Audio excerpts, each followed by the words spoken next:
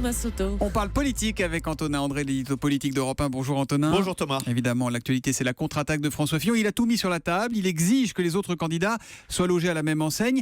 Est-ce que, selon vous, la campagne présidentielle, cette campagne va tourner au grand déballage, Antonin ? Benoît Hamon a-t-il un PEA ? A-t-il une maison de famille ? Quel placement a fait Emmanuel Macron, l'ancien banquier de chez Rothschild ? Qui parmi les candidats à la présidentielle a salarié un membre de sa famille ? Qui a déjà payé une nounou ou une femme de ménage sans la déclarer ? Combien chaque candidat a-t-il de compte en banque ?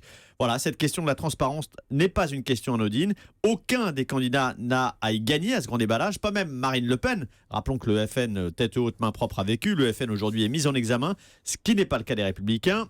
Et Marine Le Pen vient de se faire sanctionner par le Parlement européen pour avoir eu une utilisation peu orthodoxe des fonds alloués aux assistants parlementaires. Bon, en même temps, il y a eu l'affaire Cahuzac, il y a eu la phobie administrative de Thomas Thévenoud, on a oublié celui-là. L'exigence d'exemplarité de Français à qui on demande des sacrifices, elle semble assez légitime quand même. Vous avez raison, c'est vrai que la suspicion prévaut à l'endroit des hommes politiques et c'est de leur propre fait, à eux donc de démontrer qu'ils sont exemplaires. Mais jusqu'où doit-on aller dans la transparence, dans le grand déballage ? Est-ce que la sexualité, on doit aussi en parler ? On vient de l'entendre avec Emmanuel Macron, démentant avec ironie des rumeurs sur sa vie intime.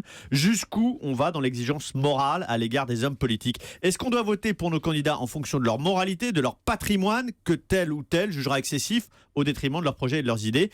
À partir du moment où la loi est respectée, l'élection présidentielle doit-elle consacrer le plus vertueux des candidats ou le plus efficace ? Alors si c'est le plus vertueux, nous n'échapperons pas au grand déballage au cours de cette campagne présidentielle. Et ça, dans une forme d'américanisation de la vie politique, à chacun de savoir s'il faut ou non s'en féliciter. L'édito politique signé Antonin André ce matin sur Europe 1. À demain, Antonin.